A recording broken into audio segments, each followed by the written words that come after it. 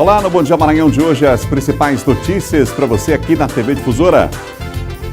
Você vai ver em destaque: Dia do Trabalho será marcado por atos de protesto na capital. Pela manhã, centrais sindicais participam de atividade contra a proposta do governo de reforma da Previdência. E à tarde acontece a tradicional Romaria do Trabalhador. Governo e município realizam ação de acolhimento a venezuelanos que vieram para a capital maranhense. Operação prende policiais acusados de homicídios e extorsões na região dos Cocais. No esporte, cresce a expectativa para a estreia do Motoclube no Campeonato Brasileiro e o Sampaio pega novamente hoje o Confiança, agora pela Pré-Copa do Nordeste. Aqui no estúdio vamos falar sobre as mudanças no mundo do trabalho e as novas competências exigidas pelo mercado. O Bom Dia Maranhão está começando agora.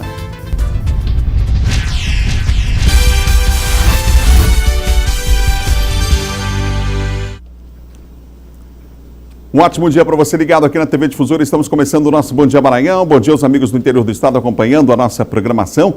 Feriado, 1º de maio, Dia do Trabalhador. Parabéns a todos os trabalhadores desse país, aos guerreiros do Brasil. Parabéns nesta quarta-feira. Estamos juntos aqui ao vivo com o Bom Dia Maranhão. Já tem Silvão Alves atualizando a gente com as principais notícias da área de segurança. Ontem uma grande operação aconteceu na região dos Cocais. Policiais foram presos, a acusação é séria de homicídios, de extorsão. Já nós vamos ter os detalhes a respeito dessa operação que aconteceu no dia de ontem. Diogo Coutrin fala dos bastidores da política. O governador Flávio Dino exige uma contrapartida social para o uso da base de Alcântara. Esse é um dos destaques. Vamos falar também sobre a aprovação ontem na Comissão de Constituição e Justiça da Assembleia Legislativa do Estado, de empréstimo. E a gente vai falar sobre o destino desse empréstimo aqui no Estado, no caso é para pagamento de precatórios. Você vai saber os detalhes já com o nosso Diogo Coutrin também. Vamos falar também de esporte, porque o Moto está se preparando para o Campeonato Brasileiro e hoje é dia de Sampaio, do Sampaio entrar em campo pela Pré-Copa do Nordeste. Mas a gente começa o Bom Dia de hoje falando sobre uma atividade que aconteceu ontem, na verdade, na terça-feira. O dia foi registrado, marcado, você sabe disso, por confrontos entre manifestantes e forças de segurança nas ruas de Caracas e outras cidades venezuelanas, infelizmente, não é?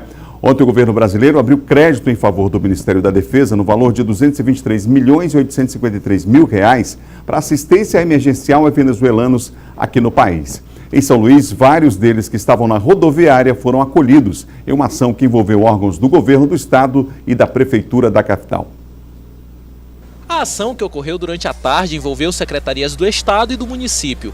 Os 26 venezuelanos que desembarcaram na capital no início da semana foram levados provisoriamente para um abrigo localizado no bairro da Coab. Esse abrigo ele é provisório, no sentido também de a gente fazer uma triagem, uma abordagem mais social, levantar situações sociais das famílias, que são compostas por 26 pessoas, e depois também tirar os encaminhamentos de um atendimento médico, psicossocial, né, reorganizar, né, essa família no âmbito do estado do Maranhão e saber, inclusive, se eles vão querer, se estão somente de passagem ou se vão ficar mais alguns tempos aqui em São Luís. O Rafael é um dos poucos estrangeiros do grupo que consegue falar algumas palavras em português. A ida para um abrigo, segundo ele, já é um bom começo para quem chegou na capital maranhense sem perspectiva nenhuma. Chegaram e encontramos nosso, agora está levando um abrigo, para entregar um abrigo, para ficar lá um pouco, que seja um pouco já melhor um pouco para... Isso para você já é uma notícia boa? É, porque graças a Deus já entregando um abrigo para ficar, para dormir grátis, para minha família estar completo. O grupo de venezuelanos que estava aqui nesse ponto da rodoviária de São Luís conta com 15 crianças. Devido a essa quantidade, foi preciso agir de maneira emergencial para garantir que essas pessoas, principalmente os menores, não permanecessem em condições insalubres. Que nós atendamos todas as pessoas que estavam aqui, claro, as crianças numa situação de prioridade, e garantir que todas elas tenham o atendimento e as suas necessidades já de imediato sendo atendidas, indo para um espaço de acolhimento, e a partir daí entender quais são as demandas de cada família, como as famílias são compostas, e a partir disso tomar as providências devidas, tendo em vista que são pessoas de outro país, e como nós vamos tomar essas providências em relação às suas condições de imigrantes aqui em São Luís neste momento. Depois de viverem cerca de 2 anos com muita dificuldade em Belém, capital do Pará, a vontade dos venezuelanos é de que em São Luís possam morar, trabalhar e criar os filhos. Sim, nós vamos ficar aqui em São Luís. Porque nós também precisamos trabalhar, homem, mulher, sabe também trabalhar. E somos indígenas venezuelanos, agricultor e mulher sabe artesanato, fazer colheres, pulseira, todinho. E a situação na Venezuela continua tensa e 25 militares venezuelanos de baixa patente pediram asilo ontem na Embaixada Brasileira em Caracas. Atualmente, o país acolhe 70 desertores venezuelanos. A rotina de São Luís vai ser mudada nesse feriado de 1º de maio. Confira agora o que abre e que fecha nessa quarta-feira. Segundo a Federação do Comércio de Bens, Serviços e Turismo do Maranhão, as lojas da Rua Grande e de outros centros comerciais da cidade deverão permanecer de portas fechadas na capital. Nos shoppings estarão fechadas lojas, quiosques, academias, lotéricas e supermercados. As praças de alimentação e cinemas ficarão abertos de meio-dia até 10 da noite. Em toda a cidade, supermercados não abrirão e retomam as atividades normalmente na quinta-feira, dia 2. De acordo com o Sindicato dos Bancários do Maranhão, as agências de todo o país também não funcionarão. São 7h07. Agora nós vamos falar sobre a prisão de policiais da região dos Cocais. A suspeita de envolvimento em homicídios e extorsões. Veja na reportagem de Raquel Souza. Ação desenvolvida pela Polícia Civil do Estado do Maranhão, através da Superintendência Estadual de Homicídios, Delegacias Regionais de Caxias e Timon, com apoio da Polícia Militar e Centro Tático Aéreo. Esses crimes, inicialmente tidos como insolúveis, isto é, cujas autorias não estavam sendo apuradas, identificadas, né, a partir de um determinado momento, né, começaram a chegar indícios de que, na verdade, todos esses crimes estavam sendo cometidos por integrantes de uma organização criminosa, uma milícia armada que estava em atividade aqui na região dos Cocais. Durante a operação foi dado cumprimento a mandados de prisão temporária, busca e apreensão expedidos pela 1ª Vara da Comarca de São Luís. Foram presos 5 policiais militares e 2 moradores do município de Aldeias Altas, distante cerca de 40 quilômetros de Caxias. As investigações foram iniciadas há 8 meses. Os policiais presos foram Enedino Silva, Raimundo Nonato Lima Chaves, o Nonatão, Sérgio Adriano Gomes Nunes, Evandro Oliveira dos Santos e Valmara Mourão Carvalho. Eles serão encaminhados para São Luís, onde lá ficarão provisoriamente à disposição da Polícia e da Justiça, e dependendo do que ocorrer, essa prisão provisória poderá ser prorrogada por mais 30 dias ou poderemos também, o que é muito provável, representar pela custódia preventiva desses, e não só desses, mas de outros envolvidos, tendo em vista que esta organização criminosa não se restringe apenas a essas pessoas que foram presas na data de hoje.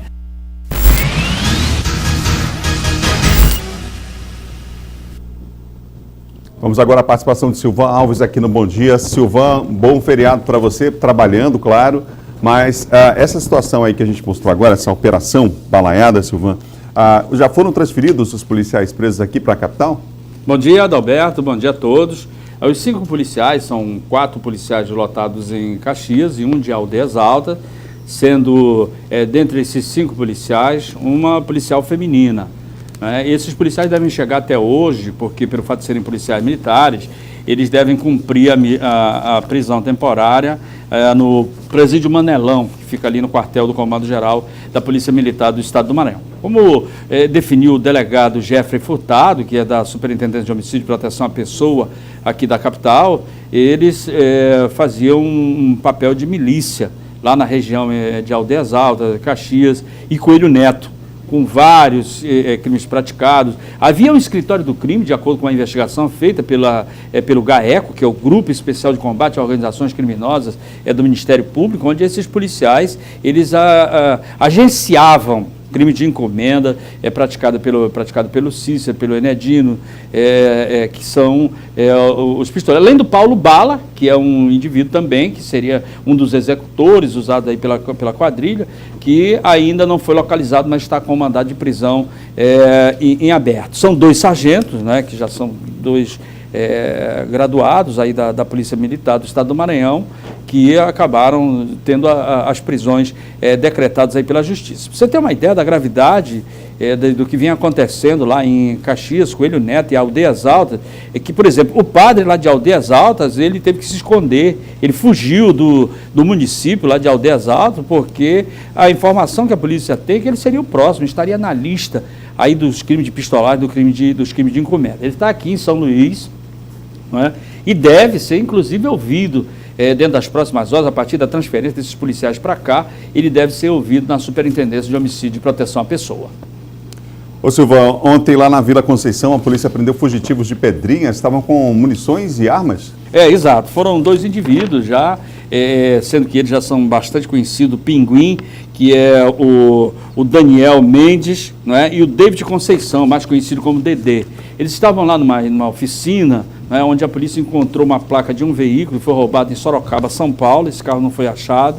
Encontrou uma escopeta, munição de 38.40 e os cartuchos de calibre 12 para municiar essa escopeta. O Dedê, por exemplo, ele é fugitivo da penitenciária de Pedrinhas e, portanto, além de ter sido autuado em flagrante pelo porte ilegal de armas, ele foi mandado de volta para o complexo. A polícia estava fazendo uma incursão ali, naquela região ali da Vila Conceição do Alto do Calhau, porque no último final de semana o motorista de aplicativo foi assaltado depois de ter atendido um chamado lá pelo aplicativo para 3 indivíduos, e lá ele, além de ter sido assaltado, ele foi violentado sexualmente por esses indivíduos, e a polícia, portanto, está fazendo um trabalho lá naquela região lá da Vila Conceição para tentar identificar esses indivíduos, e acabou também com a ajuda da população chegando nesses 2 indivíduos de alta periculosidade, um deles fugitivo do Complexo Penitenciário de São Luís.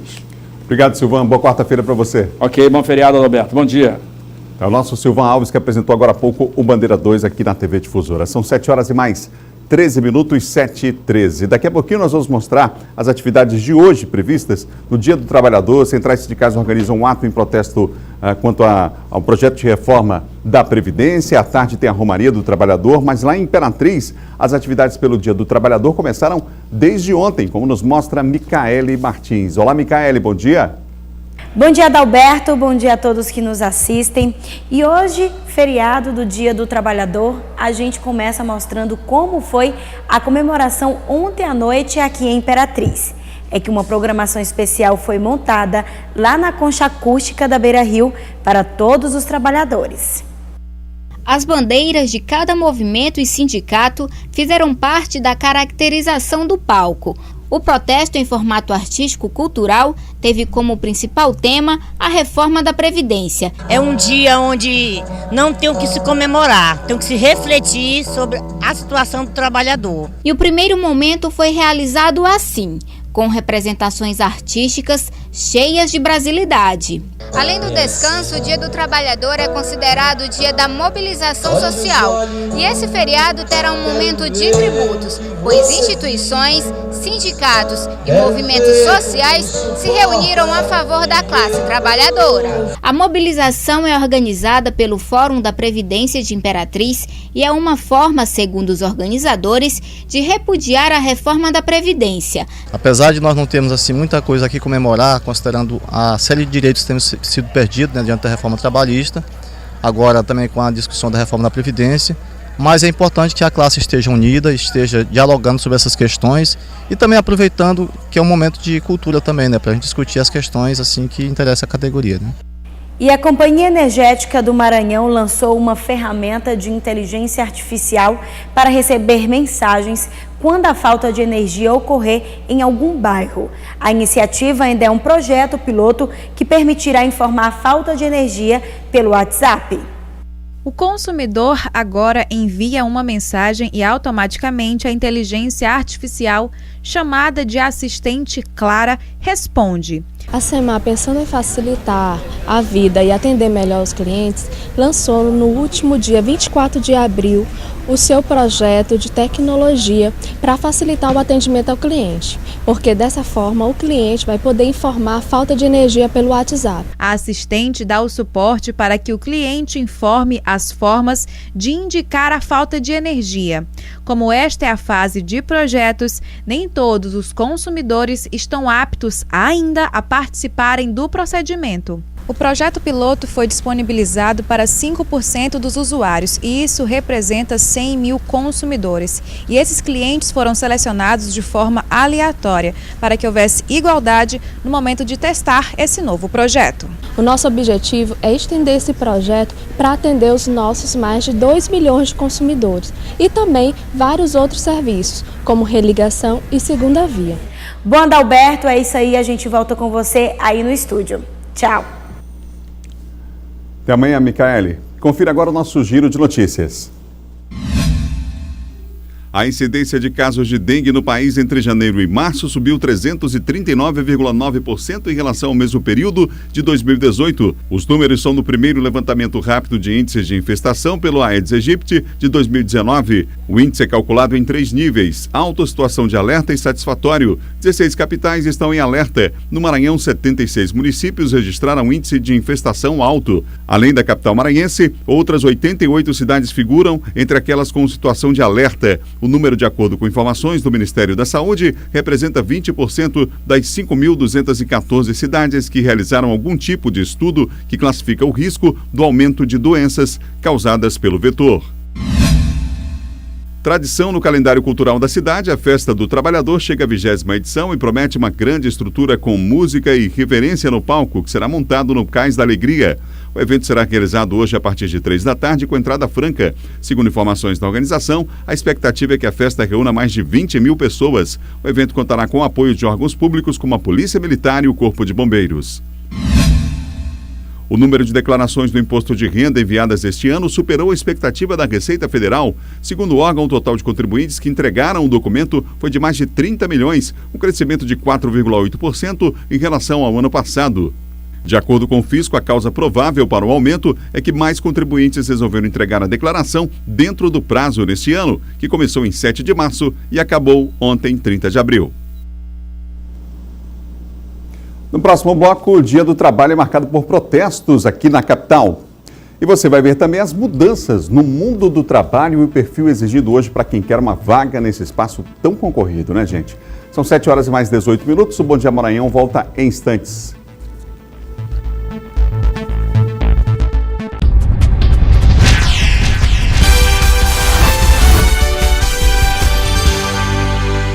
São 7 horas e mais 21 minutos, você ligado aqui no Bom Dia Maranhão, nesta quarta-feira, Dia do Trabalho.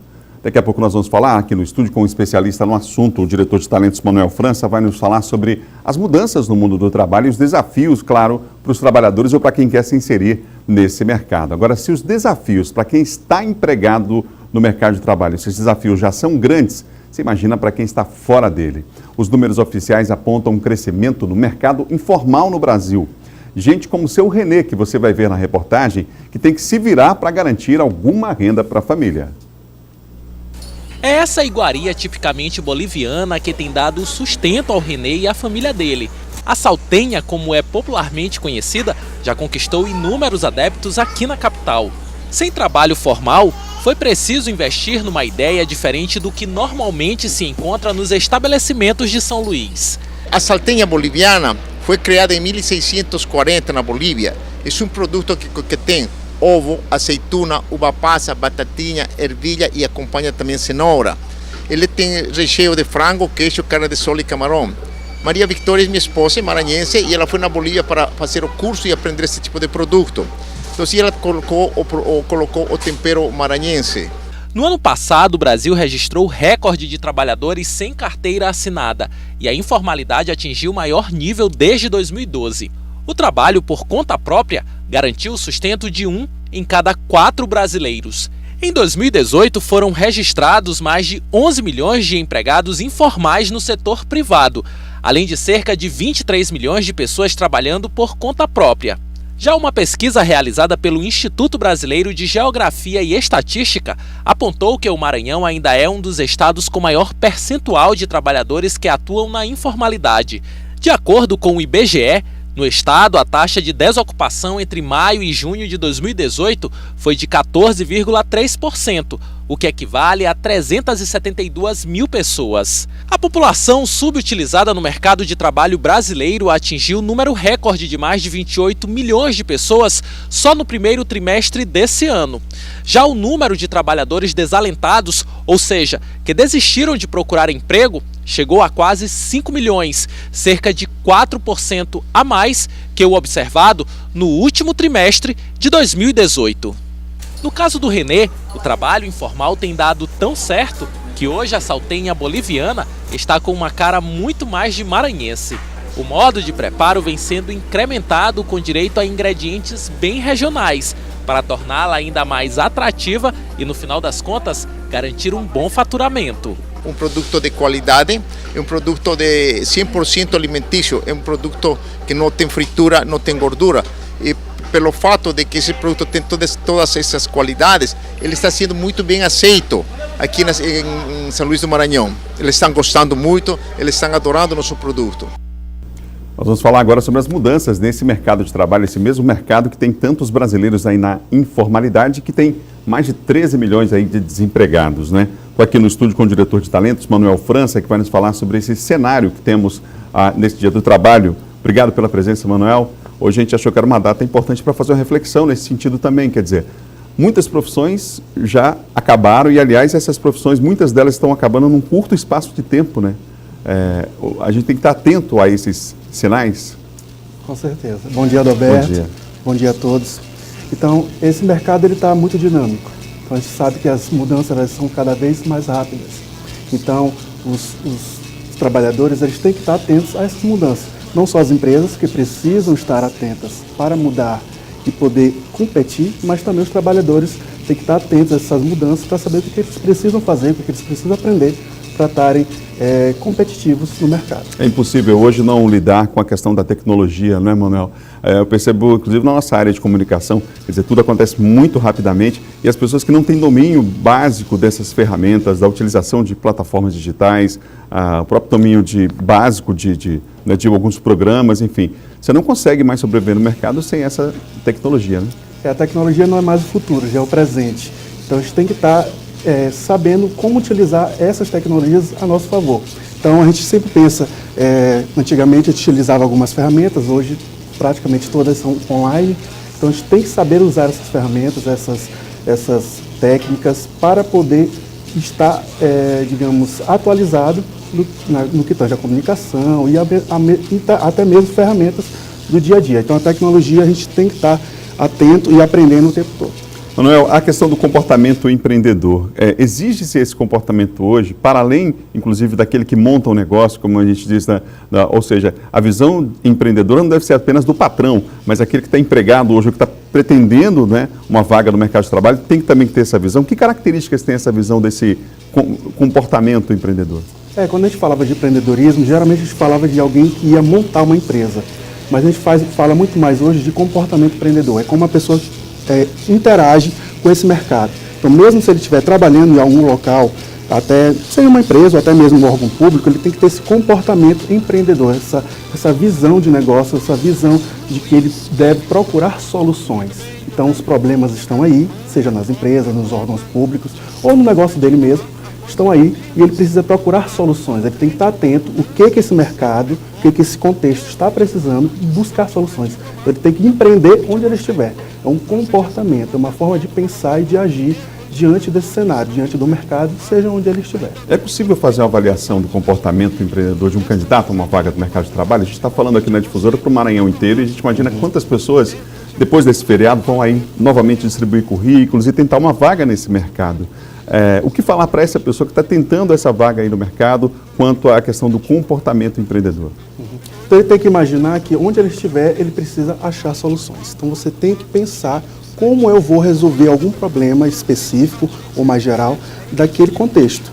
Então se você, por exemplo, vai para uma empresa, conhecer aquela empresa, saber o que aquela empresa faz, de que forma ela interage com os clientes dela, o que ela entrega para os clientes dela, pensar sobre isso, raciocinar sobre isso para poder buscar soluções, mostrar, no caso, se for um seletivo, mostrar para esse futuro empregador como é que ele pode ajudar aquela empresa a alcançar os objetivos dela, como é que ele pode ajudar a fazer com que aquela empresa atenda melhor o cliente, entregue uma solução melhor para aquele cliente. Então, esse comportamento de buscar soluções.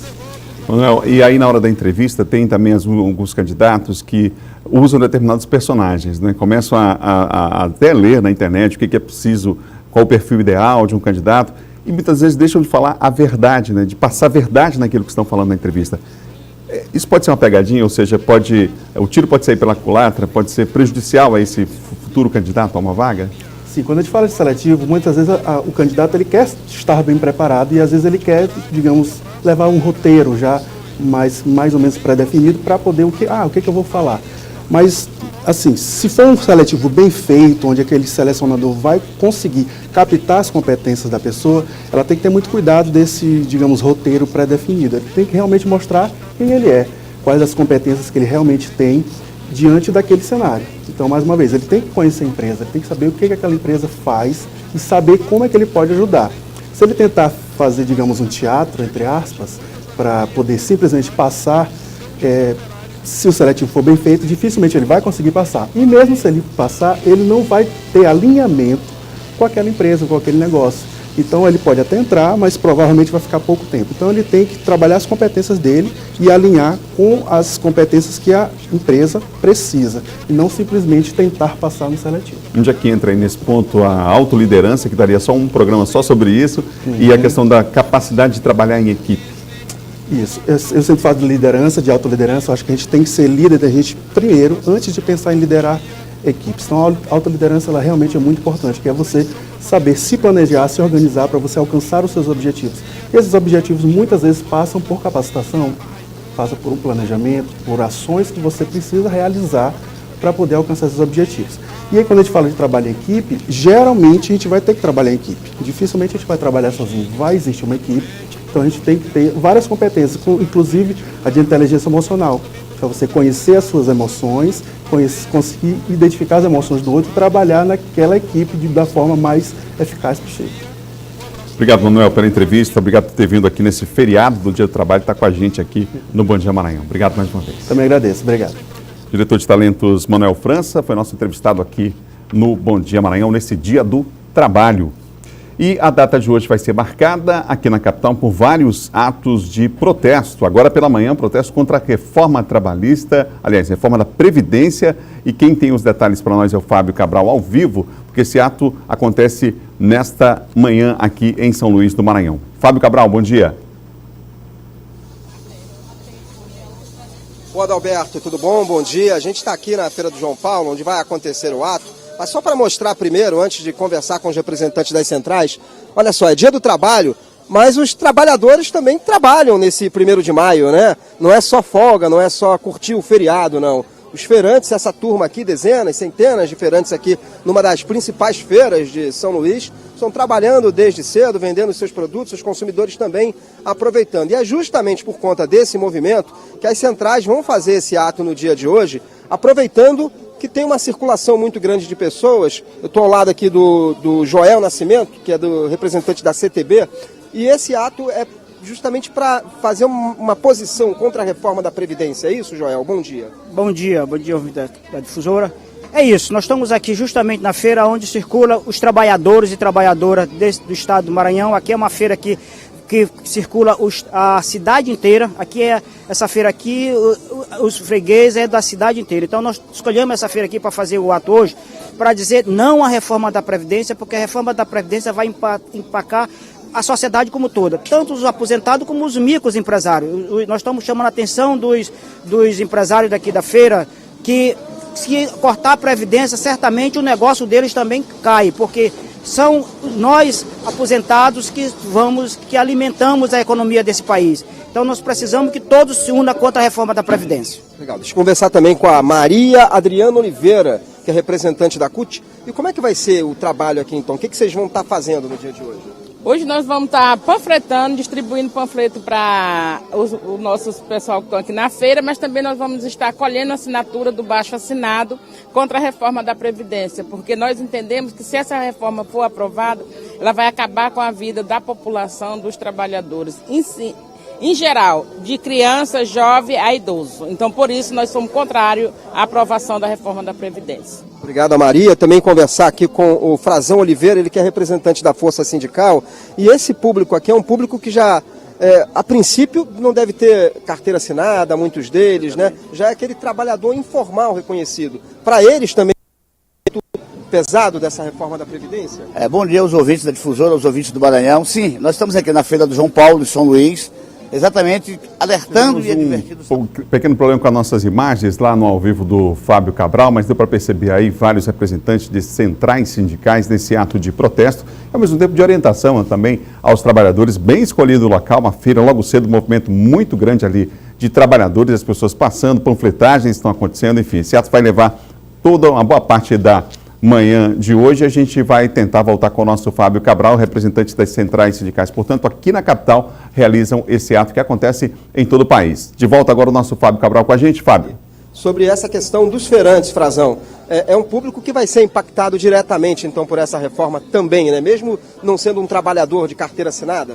Perfeitamente. O trabalhador informal da feira, ele é o principal impactado com essa reforma. Na ânsia do governo, na ânsia de combater os privilégios, quer cortar o BPC, que 90% do feirante ele não paga a Previdência porque ele ganha pouco, ele não tem como arrecadar. E ele tem a Seguridade Social que banca isso, que é o CONFINS. De cada produto que se vende no Brasil, se tira uma taxa de imposto para bancar essa aposentadoria. O governo Bolsonaro quer acabar com o BPC, prejudicando o feirante, o trabalhador informal, o cidadão doente, o aleijado, o cego, que não tem trabalho formal. Então, isso é um prejuízo, nós estamos aqui para alertar essa sociedade e esse trabalhador que a reforma é prejudicial para ele. Obrigado. Gentilmente, os representantes dessas centrais sindicais, olha aqui, a assinatura do abaixo-assinado já por um comerciante aqui, um feirante, daqui da Feira do João Paulo também. Esse ato está previsto para começar às 8 horas, Adalberto. Está começando um pouco mais cedo, é claro, porque eles vieram para cá fazer essa mobilização inicial, mas vai ser a manhã inteira aqui com os representantes de 6 centrais sindicais. A gente conversou apenas com alguns aqui na Feira do João Paulo, fazendo esse trabalho, esse protesto, esse ato, né? Onde vai ter a panfletagem e também a coleta de assinaturas dos feirantes e dos consumidores. Voltamos ao estúdio com você, Adalberto. Obrigado, Fábio, aos nossos entrevistados também. São 7 horas e mais 36 minutos. Agora a gente vai falar de política com o John Coutrin.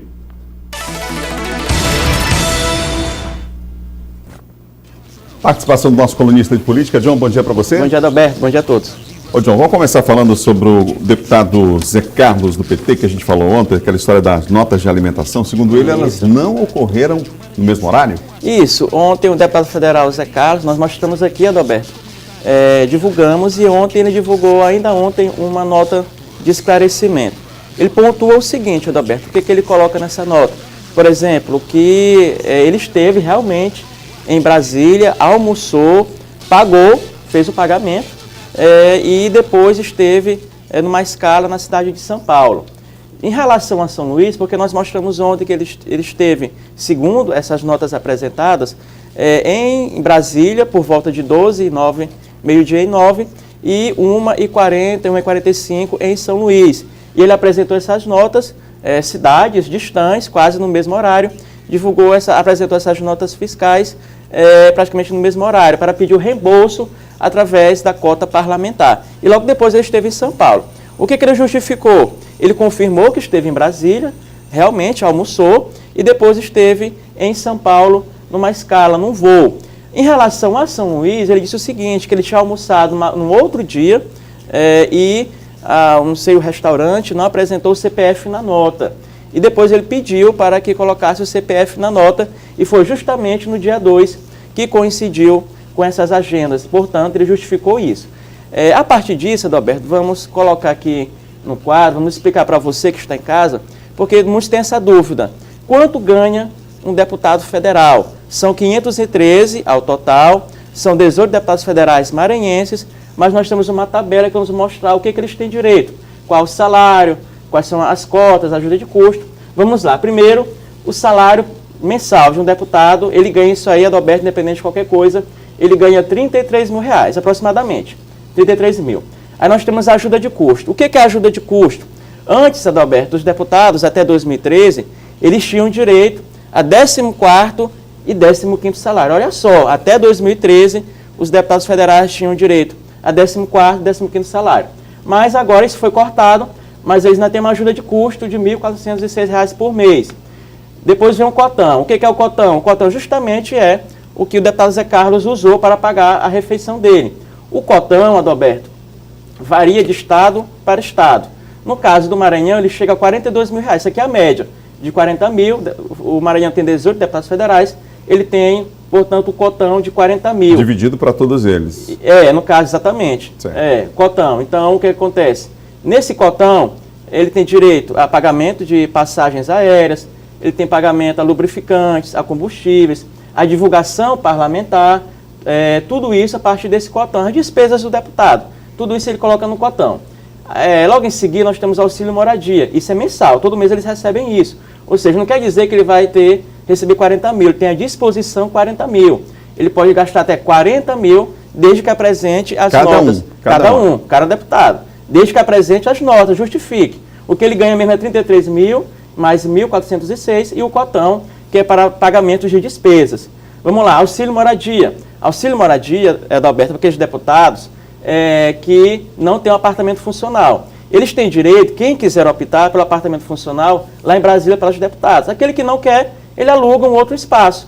Então, ele tem direito a R$ 1.608 para pagamento desse apartamento, desse lugar onde ele vai morar. Terminou por aí, não? Tem mais ainda? Não, continua. Vamos lá. Verba de gabinete para até 25 funcionários. É o pagamento de assessores. Ou seja, ele tem direito até R$ 101 mil para pagamento de assessores.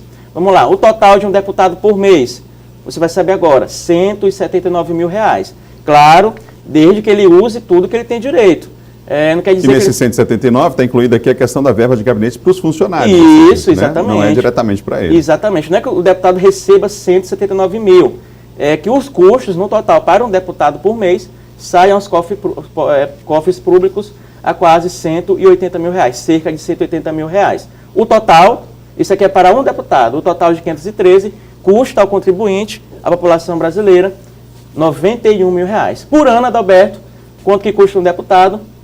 Custa aí, o total deles, todos os deputados, 513 deputados, custam por ano 1,1 bilhão de reais. Isso é o total, você agora já sabe quanto é que ganha o deputado, quanto é que tem o direito, com o que ele gasta, quais são aí os direitos que ele tem, através dessa planilha que nós conseguimos, Adalberto, através do site Congresso em Foco. A planilha do site Congresso em Foco, que faz a cobertura ali do Congresso Nacional. Salário mínimo no Brasil, a gente já sabe, menos de R$ 1.000, quase R$ 1.000. Vai aumentar um pouquinho, segundo o DIEESE, deveria ser pelo menos 3 vezes mais o mínimo para sobreviver no Brasil, né? Mínimo ali para alimentação, saúde, enfim. Vamos lá, temos que trabalhar muito. Muito, muito. João Coutrinho, para encerrar mais o último assunto aqui, a Comissão de Constituição e Justiça aprovou o projeto de lei sobre a questão do pagamento de precatórios? É isso. Ontem, na CCJ da Assembleia Legislativa, foi aprovado o parecer pela admissibilidade, né, desse projeto de lei do Executivo que pede uma operação de crédito para pagamento de precatórios do governo do Estado no valor de mais de 600 milhões de reais, 623 milhões de reais para pagamento de precatórios. Passou na CCJ.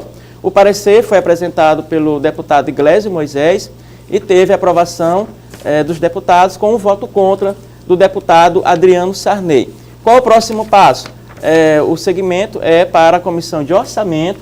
Depois da Comissão de Orçamento vai ser colocado a plenário para a votação. O que a oposição sublinhou em relação a isso, Adalberto? Que o governo não deu detalhes em relação a essa operação de crédito para pagamento de precatórios, ou seja, qual é a credora, os detalhes dessa operação, qual a taxa de juros, se isso pode ser realmente feito, já que pode implicar na LRF, Lei de Responsabilidade Fiscal.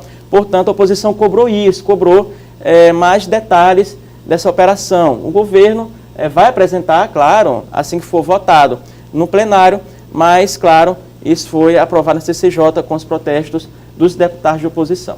Obrigado, John. Obrigado, Alberto. Até amanhã. É o nosso John Coutrin com a gente aqui, trabalhando nesse feriado de 1º de maio. São 7h43. No próximo bloco nós vamos falar sobre os preparativos para a Romaria do Trabalhador, a tradicional Romaria que acontece na tarde de hoje aqui na capital. E mais, no esporte vamos falar sobre a expectativa do Motoclube do Campeonato Brasileiro. O time tentou treinar ontem, você vai saber por que não conseguiu. E o Sampaio joga hoje pela Pré-Copa do Nordeste 2020. A gente volta já com o Bom Dia Maranhão, um instante só.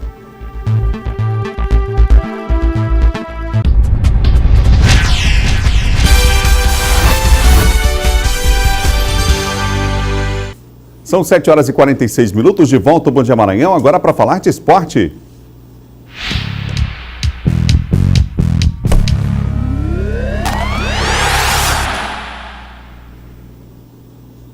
E a Copa do Nordeste 2020 começa daqui a pouco para o Sampaio Correia. A equipe joga em Aracaju mais uma vez, joga lá em Sergipe contra o time do Confiança. Dessa vez pela pré-copa. O Sampaio, portanto, começa hoje a sua corrida aí para a Copa do Nordeste 2020. A equipe boliviana não deve ter muitas novidades para a partida de hoje. Pelo brasileiro, o Sampaio levou a melhor e venceu o adversário, você tem imagens aí, por 2-0. Sem baixas na equipe, o técnico Julinho Camargo não deve fazer alterações. A provável escalação do Sampaio deve ser com Andrei, Diogo Rangel, Moisés, Vitor Bafana e Patrick Calmon. Meio campo, Dionis, Dedé, Eloy, Neto e Cleitinho. E no ataque, Salatiel Júnior, que fez uma boa estreia. O confronto entre maranhenses e sergipanos acontece nesta quarta-feira, no estádio Batistão, às 18h15. Esse é o horário do jogo. Está aí, mais uma vez, o gol do Salatiel. Fez uma bela partida. Além de fazer o gol, deu passes importantes, assistências importantes. Jogador que mostrou muitas qualidades. E aí, mais uma vez, o gol do Cleitinho, uma cobrança rápida de lateral. O Sampaio joga daqui a pouco, portanto, na pré-copa do Nordeste 2020. Amanhã, os detalhes, as imagens aqui no Bom Dia Maranhão. Vamos falar de Motoclube agora, o Papão do Norte que se prepara para estrear no Campeonato Brasileiro. E olha, o Moto tem novidades para a estreia no Campeonato Brasileiro e tentou treinar no dia de ontem, mas não conseguiu. Saiba por quê na reportagem de Fábio Cabral.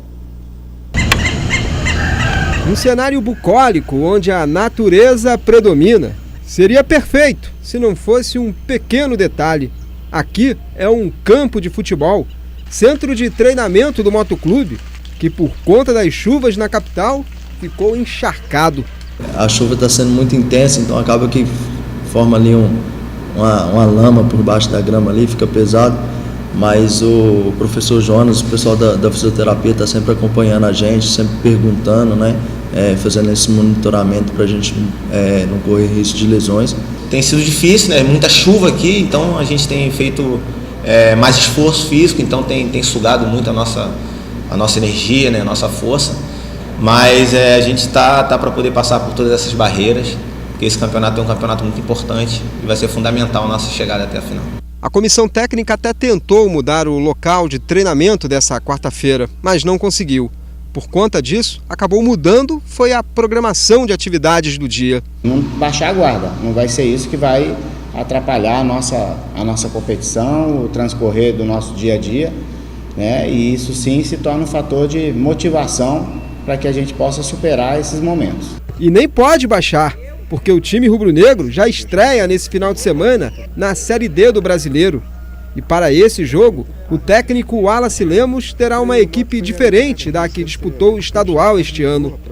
7 caras novas foram contratadas, entre elas o lateral esquerdo Fernandinho e o atacante Vinícius Paquetá. A espera agora é que todos sejam regularizados até o dia do jogo. O mais breve possível aí que a gente já possa ter o 11 inicial. Lógico, na minha cabeça, dentro do que a gente vem fazendo durante os trabalhos, a gente já tem um esboço, mas não passa só pela vontade nossa e nem pela dedicação dos atletas, e passa sim pela documentação. Sobre o adversário de sábado, o Atlético de Roraima, poucas informações. Nada, no entanto, que seja problema nos dias de hoje. O pessoal mandou no grupo agora umas informações lá do estádio, até passou um jogo que eles fizeram agora contra o time de Bagé, se não me engano, que eles perderam, né? A gente acompanhou, eu particularmente acompanhei alguns lances, não sou muito de assistir jogo, mas por ser nosso adversário acompanhei um pouco. Particularmente não conheço, né, lá, mas como eu falei, eu vi uns videozinhos dele já para poder até estudar também o adversário, isso é importante para o atleta. eu pude ver uns vídeos e assim, vai ser um jogo muito difícil, né? Como eu falei aqui para você agora, esses jogos assim costumam ser os jogos mais difíceis, um jogo onde é tudo ou nada para eles também, para nós também vai ser, mas esses clubes assim, quando de menores de pressão assim, é sempre mais difícil, a partida fica bem complicada. É isso aí, o Moto continua treinando ainda hoje, se a chuva deixar, e se preparando para a estreia no Campeonato Brasileiro, que é no final de semana. Confira agora a previsão do tempo na capital e no interior do estado. Já começou o dia com chuva hoje, né, gente? São Luís hoje predomina o tempo nublado, pancadas esparsas de chuva, a mínima de 25, a máxima é de 30 graus, segundo o NUGEL, que é o Núcleo Geoambiental da UEMA. Lá em Imperatriz, segunda maior cidade do estado, predomina o tempo nublado e pancadas esparsas de chuva, mínima de 24, máxima de 33 graus. Vamos para a região dos Cocais agora, Caxias com tempo hoje nublado, a parcialmente nublado, também com chuva a qualquer momento, mínima de 24 e máxima de 32 graus. Vamos seguir para mais 3 cidades. Aqui no nosso mapa do NUGEL, temos 3 cidades, Barra do Corda, Pinheiro e Codó. Em Barra do Corda, tempo nublado, chuva ocasional isolada, mínima de 25, máxima de 32 graus. Lá em Pinheiro também hoje tempo nublado, hein, gente? Pode chover a qualquer momento, mínima de 21, máxima de 34 graus. Lá em Codó, tempo nublado a parcialmente nublado também, mínima de 23, máxima de 34 graus. Você ligado aqui no Bom Dia Maranhão, olha, hoje à tarde, Dia do Trabalhador, tem a tradicional Romaria do Trabalhador. Ela vai acontecer hoje à tarde, aqui na capital maranhense, e há 29 anos essa Romaria acontece, gente. Durante a caminhada, os participantes terão pontos de reflexão na caminhada sobre questões trabalhistas diversas. Também será falado da violência do cotidiano que abrange a sociedade. A concentração acontece 2 horas da tarde na BR-135, próximo a Vale, e às 3 da tarde a concentração da Romaria no Anjo da Guarda, em frente à unidade mista. Portanto, hoje, Romaria do Trabalhador. A cantora e compositora Beth Carvalho morreu aos 72 anos no final da tarde de ontem no Hospital Pro Cardíaco em Botafogo, zona sul do Rio de Janeiro, onde estava internada desde janeiro deste ano. A gente tem aqui imagens da Beth Carvalho com a Alcione, porque a Alcione se manifestou nas redes sociais sobre o assunto. A Beth Carvalho sofria de um problema de coluna há vários anos e recentemente fez alguns shows deitada em uma cama sem conseguir sentar por causa das fortes dores. Em 50 anos de carreira, ela era considerada a madrinha do samba por ter lançado aí vários artistas do gênero tipicamente brasileiro. Várias manifestações aconteceram, essa aí você vê na tela da Alcione em relação à morte da Beth Carvalho. O Brasil perdeu uma grande cantora, uma grande sambista. A Mangueira perdeu uma de suas maiores personalidades, voz que interpretou os maiores sucessos de Cartola e Nelson Cavaquinho, além de ter lançado Zeca Pagodinho, entre outros. Uma perda lamentável, segundo Alcione, e é mesmo um dia triste para a música brasileira. Descanse em paz, Beth Carvalho. A mensagem da Marrom Alcione, a maranhense Alcione, sobre a morte de Beth Carvalho. E é com imagens da Beth Carvalho nesse dia do trabalho que a gente encerra o Bom Dia, alguém que desenvolveu com muita paixão o seu ofício, a sua missão aqui.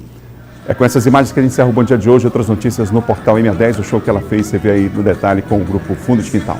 A gente volta amanhã. Até lá.